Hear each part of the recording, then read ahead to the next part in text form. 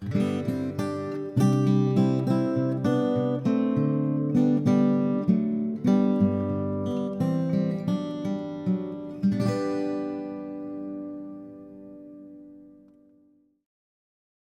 good to be back in Nashville. I always look forward to October when I come to the literary festival, but this is a kind of a treat to come a little earlier. So good to be here. I appreciate you coming out tonight. I do have a new book out. It's called The Cove, and it began about 5 years ago. I was doing some research, actually doing research for Serena, and I'd grown up in western North Carolina, and I'd known that there had been what I thought was a German prisoner of war camp near Asheville, up Hot Springs, right above Asheville. And I was doing more research, and I found out that this was during World War I. It was actually a German internment camp.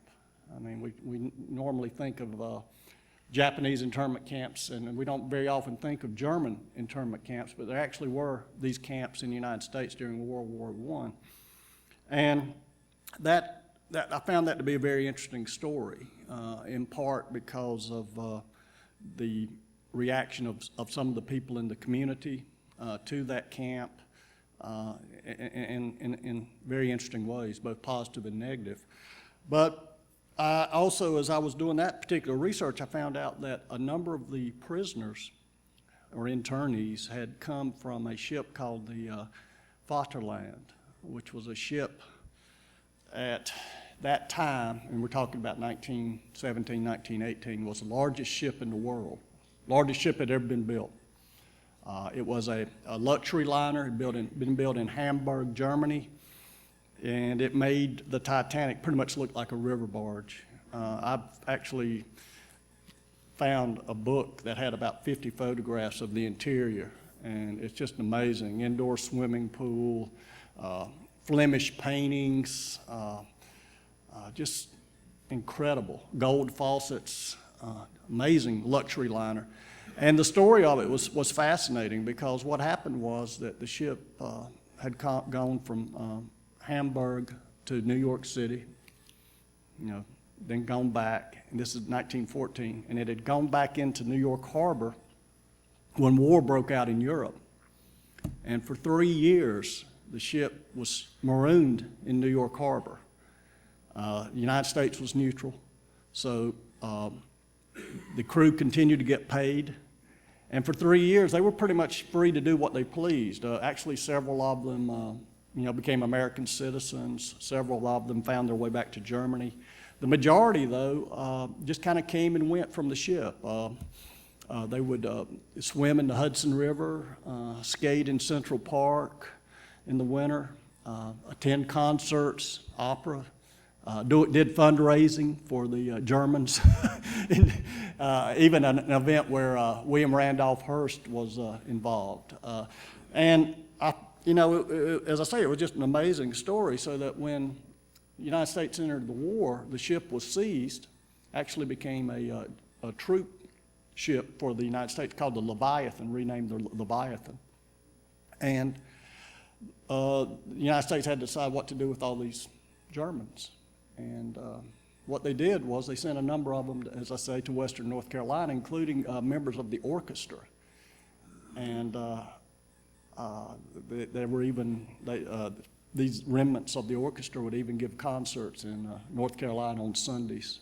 Pretty amazing, And after I read all this, I was kind of paralyzed, because there was a part of me that thought, if you can't make an interesting novel out of this, you better give up. I mean, and I really, it just kind of was almost like it was too good. The history was better than anything I could make up. And so, I'd done all that research, and a few months passed, and every novel I've written has begun with a single image. That's just the way I work, maybe because I started off primarily as a poet.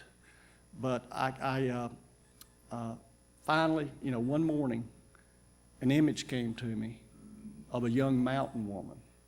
She was washing clothes, and she heard something, and she actually pulled back some rhododendron leaves and she saw something. I'm gonna show you what, or read to you what she saw in just a moment. But once I had that image, I entered the novel, but I had to get to know her, and as I started writing the book, and I never outline, I never plot, I didn't know where it's going, I just kind of followed her. It became clear to me that this novel was going to take place in a very, what we call, probably here too, coves, deep gaps between mountains. And I'd always wanted to write a novel where landscape became destiny, because I think very often it does. I'm fascinated with that idea. I'm fascinated with, what I believe to be true, that the landscape a person is born into affects his or her view of reality. I tell my students very often that, Gatsby is the quintessential Midwesterner. He has that kind of expansive vision that he can believe almost anything, and just look out endless possibilities. But I think people are born in mountains. It can be either very nurturing, and I speak from my own family's history, having been in the western North Carolina mountains for my family a couple hundred years, that you feel so protected by the mountains.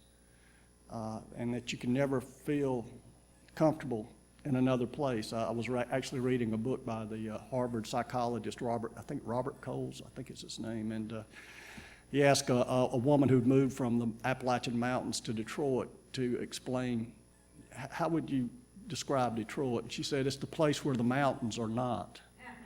And that's I think that's what I'm getting at.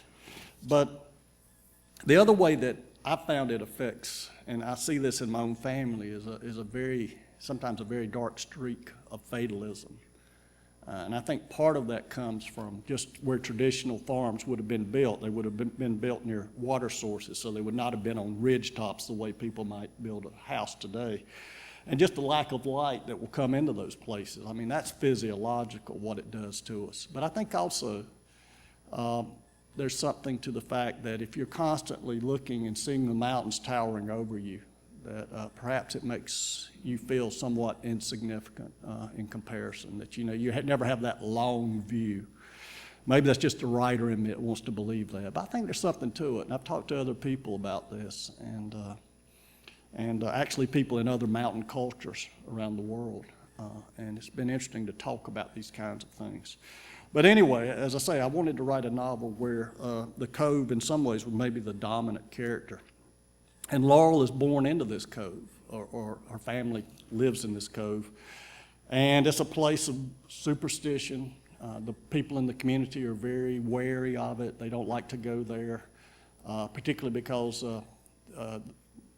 bad luck seems to have fallen upon anyone who lives there, including Laurel's family, because her parents have died young. She's pretty much been raised, she and her brother had to raise themselves. And they've been ostracized by the community, particularly Laurel, because she's been born with a birthmark on her shoulder. And the people in the area believe that she's actually been, it's as if the cove itself, its darkness, has clasped her and claimed it for its own. So she's in, she's been ostracized. Her brother now is back from the war when the novel begins. He's lost an arm, but he's come back, and he's accepted into the community. He's finally starting to get at least more accepted than Laurel will ever be. And at the beginning of the novel, he's actually, though Laurel doesn't know it, about to leave her there for the rest of her life alone, which has been her great fear, that she would always be there, left in that place by herself. But then, something has to happen or I wouldn't have a novel, right? One other thing I might mention to you, I think, though it's probably made clear in the context, one of the most beautiful birds I think that's ever graced America was the Carolina parakeet. If you've seen the pictures of them, Audubon did several paintings of them. Beautiful birds, and we very often don't think of parakeets being in the Appalachian Mountains, but they were. And these birds were about 14 inches. They were big parakeets, and just beautiful, beautiful birds. But unfortunately, they're extinct now. The last one died in a zoo in the 1930s, and the main reason they're extinct was because if the birds settled, a flock of the birds settled in an orchard, if one was wounded by a farmer, shot or otherwise injured, even if the flock was 300, the other 299 would not leave the bird that was wounded. And they would keep circling back until not one was left alive. And it's a really sad story. And I've read some 19th century reports, well, not reports, but journals where people talked about this, tough people that would not necessarily be very sentimental toward animals. And even they were deeply moved by this. Chapter 1, so I'm going to read the opening, and I think you'll recognize who this might be that Laurel sees. First, Laurel thought it was a warbler or thrush, though unlike any she'd heard before, its song more sustained, as if so pure no breath need carry it into the world. Laurel raised her hands from the creek and stood. She remembered the bird Miss Calicut had shown to class. A Carolina parakeet, Miss Calicut had said, and unfolded a handkerchief to reveal the green body and red and yellow head. Most parakeets live in tropical places like Brazil, Miss Calicut explained, but not this one. She'd let the students pass the bird around the room, telling them to look closely and not forget what it looked like, because soon there'd be none left, not just in these mountains, but probably in the whole world. 16 years since then, but Laurel remembered the long tail and thick beak, how the green and red and yellow were so bright they seemed to glow. Most of all, she remembered how light the bird felt inside the handkerchief's cool silk, as if even in death retaining the weightlessness of flight. Laurel couldn't remember if Miss Calicut described the parakeet's song, but what she heard now seemed a fitting match, pretty as the parakeets themselves. As Laurel rinsed the last soap from her wash, the song merged with the water's rhythms and the soothing smell of rose pink and bee balm. She lifted Hank's army shirt from the pool and went to where the granite outcrop leaned out like a huge anvil. Emerging from the mountain's vast shadows was, as always, like stepping from behind a curtain. She winced from the sunlight, and her bare feet felt the strangeness of treading a surface not aslant. The granite was warm and dry except on the far side where the water flowed, but even there the creek slowed and thinned, as if it too savored the light and was reluctant to enter the cove's darkness. Laurel laid Hank's shirt near the ledge and stretched out the longer right sleeve first, then the other. She looked around the bedraped granite, her wash like leavings from the stream's recent flooding. Laurel raised her chin and closed her eyes, not to hear the bird, but to let the sun immerse her face in a warm, waterless bath. The only place in the cove she could do this, because the outcrop wasn't dimmed by ridges and trees. Instead, the granite caught and held the sunlight. Laurel could be warm here even with her feet numbed by the creek water. Hank had built a clothesline in the side yard, but she didn't use it, even in winter. Clothes dried quicker in the sunlight, and they smelled and felt cleaner. Unlike the cove's depths where clothes hung a whole day, retained a mildewed dampness. They'll dry just as quick if I ain't watching, Laurel told herself, set the wicker basket down. She remembered how Becky Dobbins, a store owner's daughter, asked why the farmer killed such a pretty bird. Because they'll eat your apples and cherries, Riley Watkins had answered from the back row. Anyway, they're the stupidest things you ever seen, Riley added, told how his daddy fired into a flock and the unharmed parakeets didn't fly away, but kept circling until not one was left alive. Miss Calicut had shaken her head.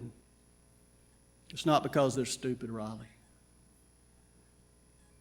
Laurel followed the creek's ascent, stepping around waterfalls and rocks and felled trees when she had to, otherwise keeping her feet in water and away from any prowling copperhead or rattlesnake. The land steepened and the water blurred white.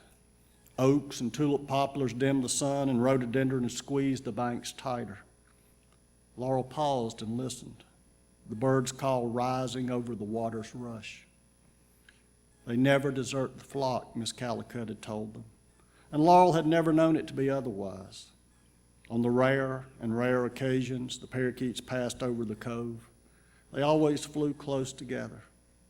Sometimes they called to one another, a sharp cry of wee, wee, wee. A cry, but not a song, because birds didn't sing while flying. One time a flock lit in her family's orchard, the parakeets had no chance to sing. But this parakeet, if that's what it was, did sing, and it sang alone. Laurel sidled around another waterfall. The song became louder, clearer, coming not from the creek, but near the ridge crest. As quietly as possible, Laurel left the water and made her way through trees twined with virgin's bower, then into a thicket of rhododendron. Close now, the song's source only a few yards away. On the thicket's other side, sunlight fell through a breach in the canopy. Laurel crouched and moved near, pulled aside a last thick-leaved rhododendron branch. A flash of silvery flame caused her to scuttle back into the thicket, brightness pulsing on the back of her eyelids. The song did not pause. She blinked until the brightness went away and again moved closer, no longer crouching but on her knees. Through a gap in the leaves, she saw a haversack, then shoes, pants. Laurel lifted her gaze, her eyelids squinched to shutter the brightness.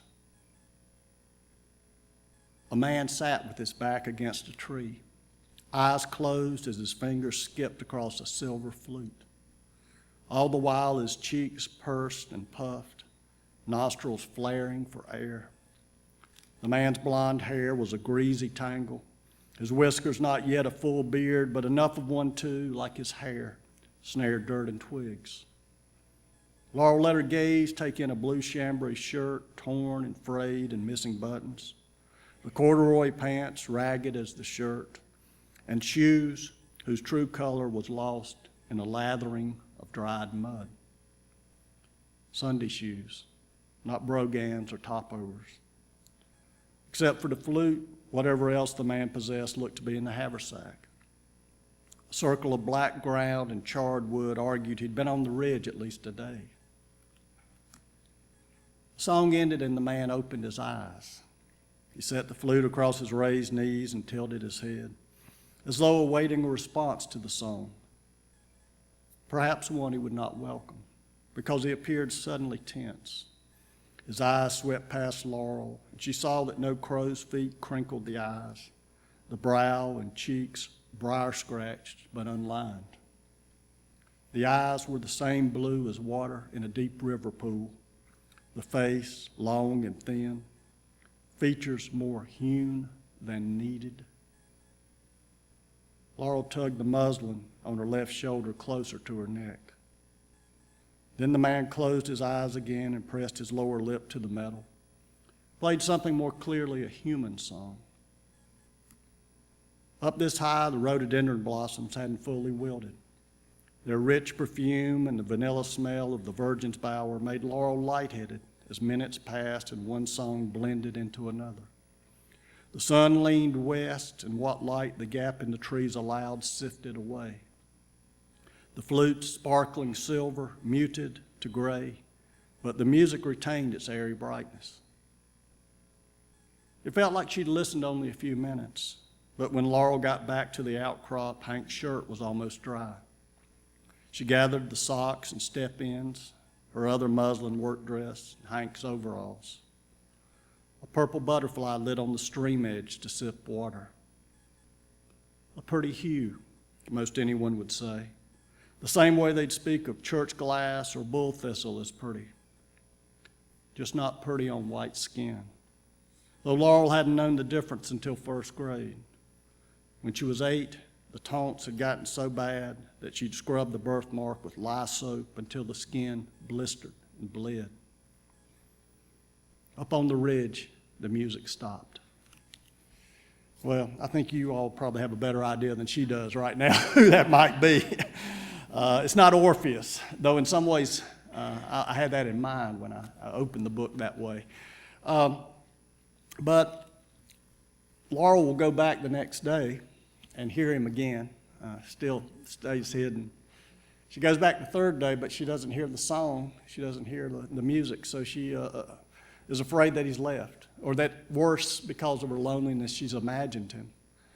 But she goes up to his campsite and finds him lying on the ground. He's been badly stung by yellow jackets, and Laurel helps him, takes him back to the cabin, and ministers to him, actually draws some of the poison with the poultices that she makes. And this was where I had an interesting technical problem, because I mentioned to you that I'd read a book about the internment camp in western North Carolina, and it was called The German Invasion of Western North Carolina. It was written by a local woman who was not evidently a big fan of the Germans, but it's an incredible book. The woman's done a wonderful job, and actually I thank her in the book because the book was obviously very valuable. But there's a moment in the book about 120 pages in where she's finishing a paragraph, and she simply says, "And one of the Germans escaped." And that's it. I mean, where did he go or what happened to him? She evidently wasn't interested, that. And if I were a historian, that would, of course, be, it's the kind of thing I would just be pulling my hair out. But as a novelist, all I could think was, well, thank you. I'll take care of him. You got him here. I'll take care of him the rest of the way. I'll figure out where he goes. And but it did bring up another problem. I mean, and this is something I wondered about. If you're a German in western North Carolina in 1918, and even if you speak English, your accent is going to not quite fit in, Actually, I'm going to digress here a moment. There's actually a prisoner that escaped like this.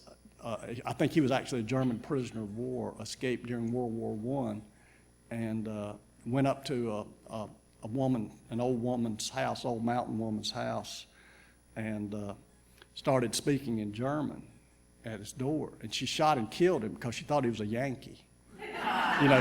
She'd heard about these Yankees, and she'd actually, so anyway. What happened, for me, so I thought, okay, I've got to kind of put myself in this situation since my historian didn't help me any on this. So Laurel is actually, helps him get his, and Hank, actually they take his clothes off, and because of the stings, and bathe him. Hank helps, but Laurel gets his clothes, and they're so filthy, she goes to wash them, and as she's getting ready to wash them, she finds a note, and the note says, "My name is Walter Smith, and because of a childhood affliction, I am unable to speak. I am trying to get to New York." And so that's the way I got around that. So she thinks he's mute, and he stays on for a few months, and he and Laurel start to fall in love. He stays, he's quite comfortable there, he feels safe because so few people will come into the Cove believing it is haunted or a place of bad luck, misfortune. And they become lovers, and finally the harvest comes in. They've actually had a good harvest, so the luck seems to be turning. And one night in the winter, Laurel feels something she's never felt before. It's a sensation, but she can't put a name to it. Hank fetched the razor and took the whetstone from the mantle. He placed the stone in his right elbow, the razor's blade rasping as Hank's good arm sawed like a fiddler's. "Would you be of a mind to play some music, Walter?" Laurel asked. "It's been near a week and I miss it." Walter nodded, and soon the flute's music filled the room, the rasping of steel on stone heard in the silences. The apple wood burned now, adding licks of blue and green to the yellow flames. Laurel's needle caught the fire's light, and different colors slid on and off the metal as it dipped and rose, all the while the fire's heat keeping the cold at bay. The balm of Gilead. That was the pattern she'd laid off with the bluing, using her mother's bedspread as her mother had used her mother's. It would be Hank and Carolyn's wedding gift. Laurel paused and pulled another piece of thread over the beeswax, then dipped the needle into the muslin to start another knot. An ashy bottom log buckled, sent up orange sparks, and resettled. Only then did Laurel realize that Walter had quit playing.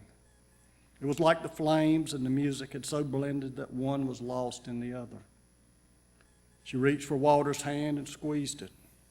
He laid his other hand on their clasped hands, and Laurel saw the scraped knuckles and broken nails. Now a farmer's hand. Hank would bring in more kindling before he went to bed, but Laurel rose to do it. She stepped onto the porch and filled her arms. The night embraced her, and for once she wanted to be in dark and in cold, because it would be all the better when she went back inside and the fire's warmth and brightness again enveloped her. A few snowflakes came down in a slow, windless fall, white and soft as dogwood petals. A tear rolled down her cheek, then another and another. And though Laurel tried to blink them back, she couldn't blink fast enough, so set the kindling down and wiped her eyes. The lift of her heart she'd felt on the outcrop earlier with Walter, she now felt again. And it wasn't just love. She'd felt love before, known its depths when her mother died. This was something rarer. Happiness, Laurel thought. That must be what this is. She picked up the kindling, went inside. She and Walter and Hank stayed on the hearth, at the hearth past midnight. And no one spoke, and no one seemed to want to, as if a single utterance might break some benevolent spell that had been cast over the cabin. So that's the Cove. And I feel like since I'm in Nashville, I've got to read something about music. And this Alice, right, very graciously allowed me to borrow her book. So this is dedicated to you. I hope. And I also wanted to write it because my brother, who lives near me and is actually my first reader on all my work, I don't read or try not to read reviews. I mean, people send them to me, and I don't like to read them, but he reads them all. And he loves to pick out little snippets, particularly the ones that say something like Rash's work is implacably grim, you know, that kind of thing. He loves that, you know. In Rash's work, it starts out dark and only gets darker. You know, he loves to send me little things like that. But I do not think of myself as being such a dark writer, and actually I don't. I'm not a nihilist, certainly, and I think my people and most of my characters do the best they can in the circumstances life gives them. But I would like to think I have a little bit of a sense of humor. So you know, if you don't laugh, I guess I will find out about that right now. But I think, like a lot of writers, I wish I'd been a musician. You know, that's what I wanted to be, and I wasn't. But I wanted to write a story where at least I could pretend to be one, and actually one that would probably, if I'd been one, this is probably what would have ended up doing. I just thought, you know, I'd be the kind of guy that they'd have to play, Freebird every night, you know. And so I started thinking, I actually had a friend who was in a band, and he had to play that every night. And I thought, you know, what if you had to be at a honky-tonk and you had to play it every hour? You know, how would that be? And it's called Waiting for the End of the World, and it's for Alice. So it's somewhere between Saturday night and Sunday morning clockwise, and I'm in a cinder block roadhouse called The Last Chance, and I'm playing Freebird for the 5th time tonight, but I'm not thinking of Ronnie Van Zant, but an artist dredged up from my former life, Willie Yates. And his line, surely some revelation is at hand. But the only rough beast slouching toward me is my rhythm guitar player, Sammy Griffin, who's down on all fours, weaving through the crowd of tables between the bathroom and stage. One of the great sins of the 60s was introducing drugs to the good old boy element of Southern society. If you were some Harvard psychology professor like Timothy Leary, drugs might well expand your consciousness, but they work just the opposite way for people like Sammy, shriveling the brain to a reptilian level of aggression and paranoia. There's no telling what Sammy has snorted or swallowed in the bathroom, but his pupils have expanded to the size of dimes. He passes a table and sees a bare leg, a female leg, and grabs hold. He takes off an attached high heel and starts licking the foot. It takes about 3 seconds for a bigger foot with a steel-capped toe to swing into the back of Sammy's head like a football player kicking an extra point. Sammy curls up in a fetal position and blacks out among the peanut shells and cigarette butts. So now it's just my bass player, Bobo Lingefeld, Hal Deaton, my drummer, and me. I finished Freebird, so that means the next songs are my choice. They got to have Freebird at least once an hour, Rodney said when he hired me, saying it like his clientele were diabetics needing insulin. The rest of the time, you play what you want, he'd add. And this is my favorite musician to ever come out of Nashville or be involved in Nashville. I turned to Bobo and Hal and played the opening chords of Gary Stewart's Roaring, and they fall in. Stewart was one of country music's neglected geniuses, once dubbed Honky Tonk's white trash ambassador from hell by one of the few critics who bothered listening to him. His music's 2 centuries worth of pent-up Appalachian soul.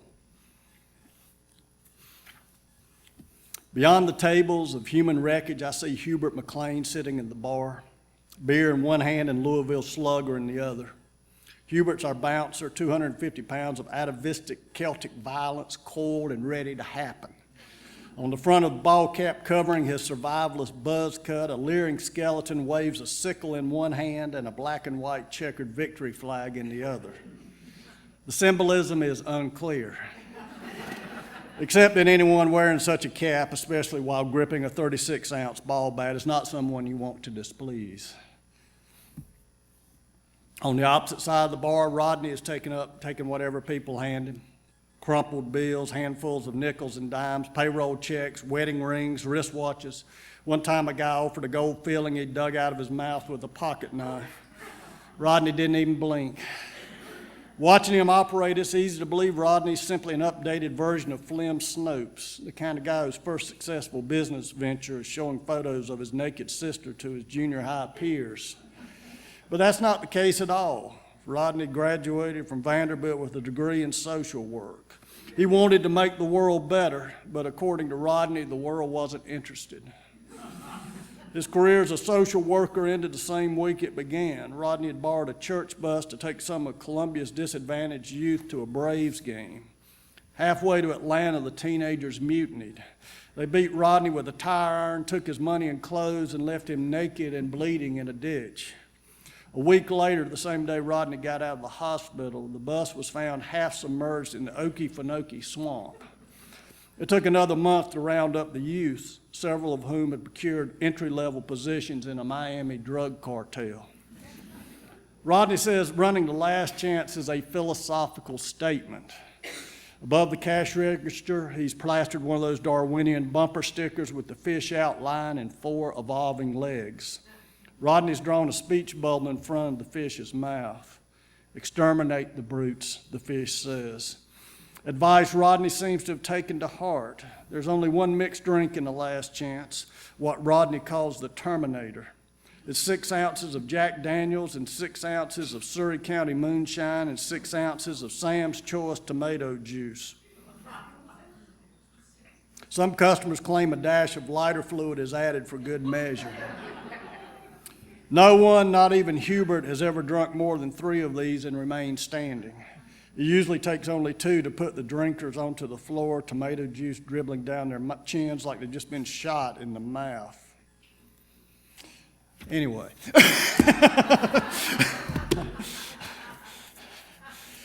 And it gets worse.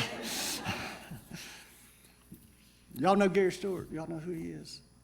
Oh, gosh. Have you ever heard She's acting single, I'm drinking doubles. No? Single again? Oh man, you got to listen to Gary Stewart. He's great. He's great. Yeah. You got to listen to Gary. Great songwriter. I see the want to in your eyes. That doesn't ring a bell. Conway stole that one from me. Yeah. All right. Well, I'm going to leave a little bit of time for some questions if you have them. I hope you do. I want to finish with a poem just set on the other side of the line, western North Carolina, not too far from here. When I was growing up in western North Carolina, my uncle was a farmer and had a farm near Boone, had cattle as well as doing his crops. And one thing that was always I was always impressed by was there was a vet in that area who was actually in his mid-80s, and he was still going out on calls. I've always admired, particularly all vets, but large animal vets are special, even among veterinarians. I've actually got a couple who are friends, right, who are practicing now. But this guy would go out, and he would come, sometimes he'd get a call at 2 or 3 o'clock, which if you're that kind of vet, is a bad situation if a farmer waits that late or something's pretty bad wrong. Sometimes the animal would even be dead by the time he got there. And he'd sometimes know he probably wasn't going to get paid. But this vet would always go. He would always go. He was one of those who took it as a true calling. And a few years ago, I was remembering him, and I thought, what would it be like for him, for a man like that, or a woman, to go out at night and everybody else asleep? What would you think about? And so this is a poem called 3 a.m. and the Stars Were Out. And so I'll finish the reading part with this. When the phone rings way too late for good news, just another farmer wanting me to lose half a night's sleep, drive some backcountry washout for miles, fix what he's botched. On such nights, I'm like an old drowsy God, tired of answering prayers. So let it ring a while, hope they might hang up. Though of course they don't. Don't because they know the younger vets shuck off these dark expeditions to me, thinking it's my job, not theirs. Because I've done it so long, I'm used to such nights. Because old as I am, I'll still do what they refuse to. Soon I'm driving out of Marshall, headed north, most often toward Shelton Laurel, toward some barn where a calf that's been bad bred to save stud fees is trying to be born, or a cow laid out in a barn stall, dying of milk fever, easily cured if a man hadn't wagered against his own dismal luck, waited too late, hoping to save my fee for a salt lick, roll of barbed wire. It's not all his fault. Pour too long turns the smartest man stupid, makes him see nothing beyond a short-term gain, which is why I know more likely than not I'll be arriving too late. What's to be done, best done with rifle or shotgun. So make driving the good part. Turn off my radio. Let the dark close around until I know a kind of loneliness that doesn't feel sad as I pass the homes of folks I don't know, may never know, but wonder what they are dreaming, what life they wake to, thinking such things. Sometimes just watching for what stays unseen except on country roads after midnight, the copperheads soaking up what heat the blacktop still holds, foxes and bobcats. One time in the 50s, a panther, yellow eyes bright as truck beams, black tipped tail swishing before leaping away through the trees, back into its extinction. All this thinking and watching, keeping my mind off what waits on up the road. Worst of all, the calves I have to pull one piece at a time, birthing death. Though sometimes it all works out. I turn a calf's head, then like a safe's combination, the womb unlocks, calf slides free. Or this night when stubborn life got back on its feet, round eyes, clear and hungry, my IV stuck in its neck. I take my time packing up. I ask for a second cup of coffee so I can linger a while in the barn mouth, watching stars awake in their wide pasture.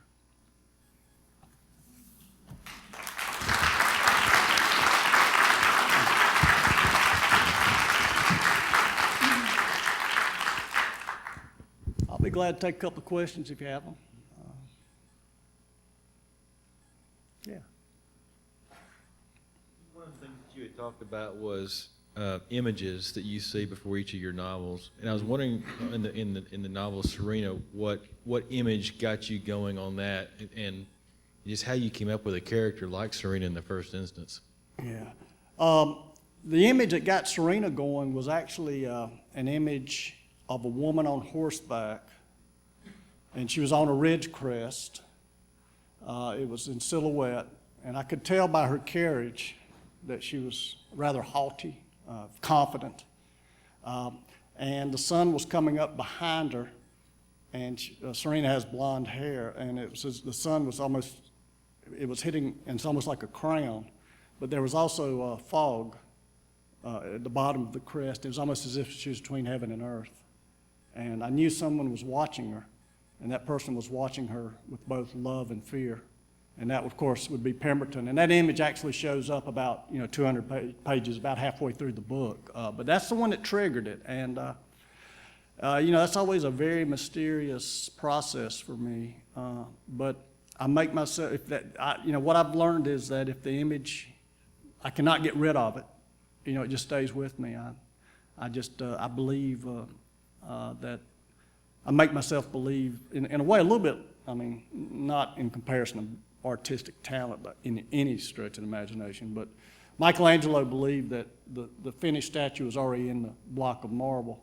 I make myself believe that the finished the novel's out there. This image, has a corresponding book, and whether that's true or not, it gets me through some tough times. Yeah, but yeah, that's how it started.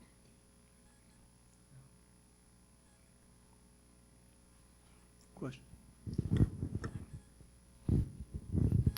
How did you decide to become a writer? That's always an interesting question. How do you decide? I think sometimes it decides for you. I think for me it came down to the fact that it just seemed like I couldn't give up on it. I started a little later than most of my friends. I didn't really start writing fiction until I was about 20.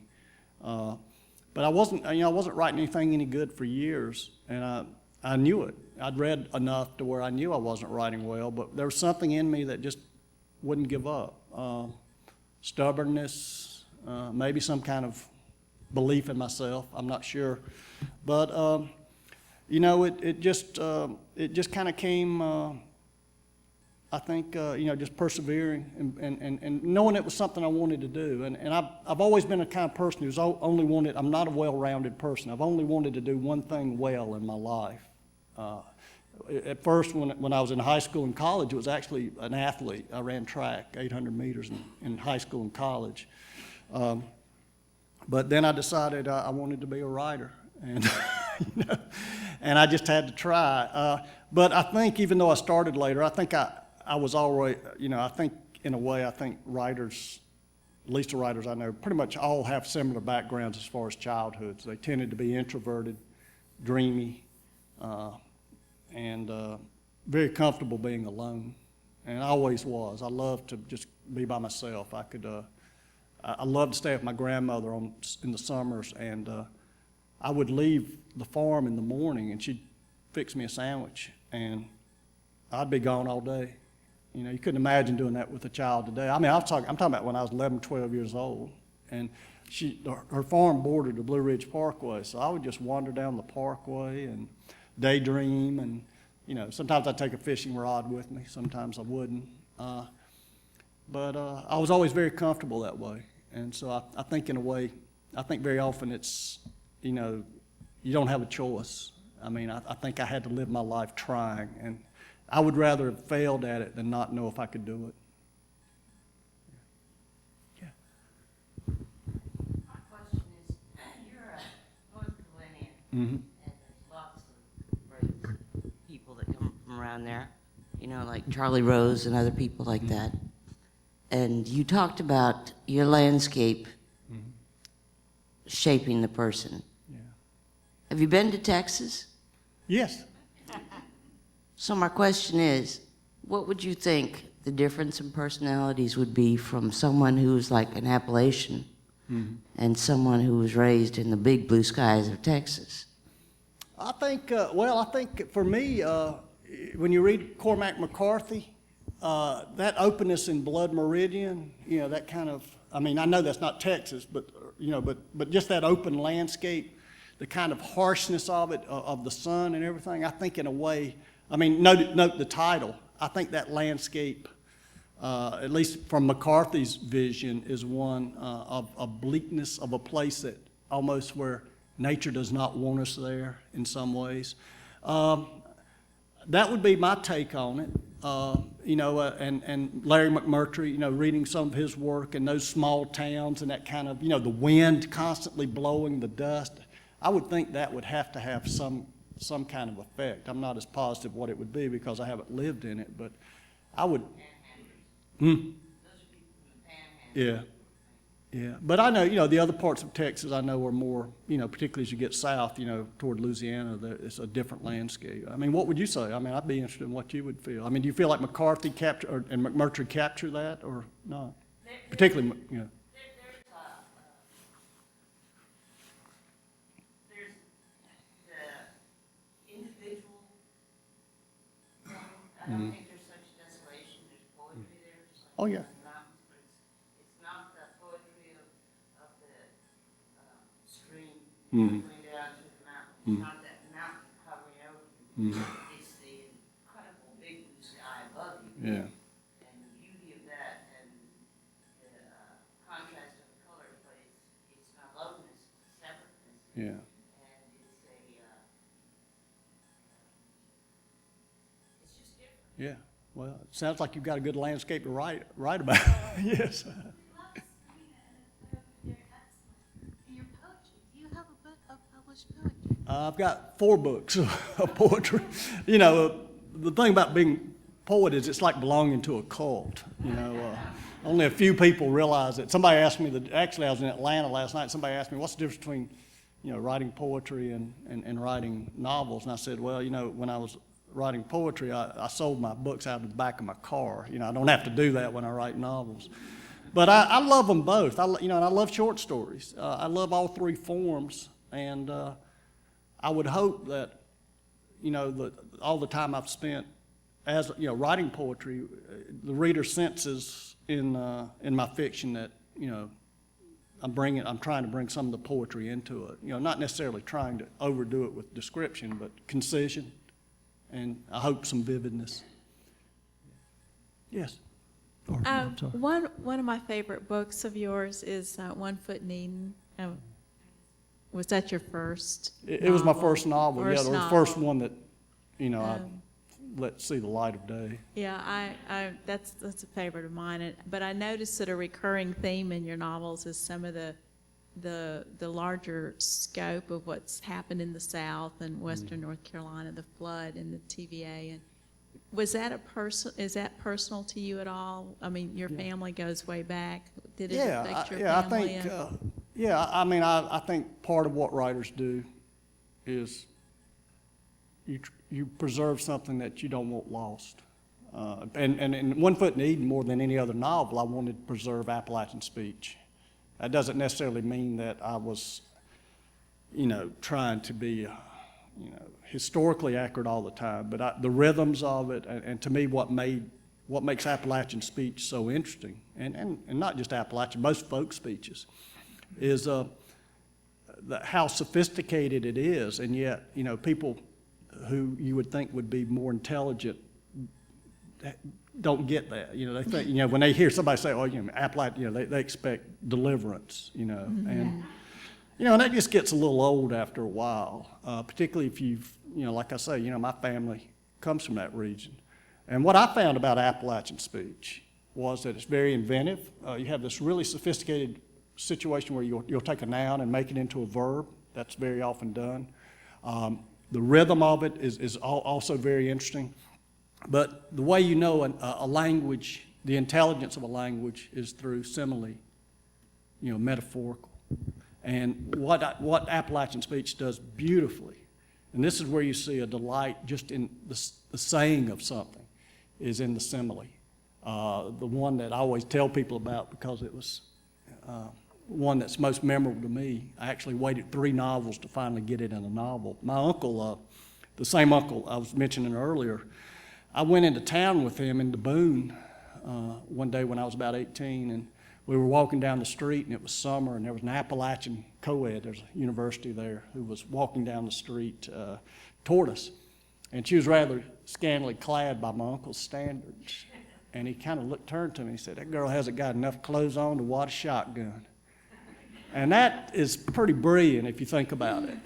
I mean, because of the simile. I mean, taking 2 very unlike things out of his world and suddenly connecting them.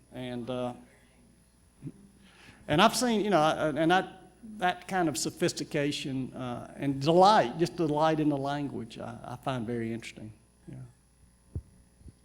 When I was growing up in the hills of North Carolina, I asked this question dozens of times, and I never got an answer that satisfied me, so I'm going to ask you. Okay. What's the difference between a cove and a holler? I don't think there's much difference at all. One thing I would say is I think a cove very often is thought of as being deeper from my experience and darker. That would be my experience, but some of you may.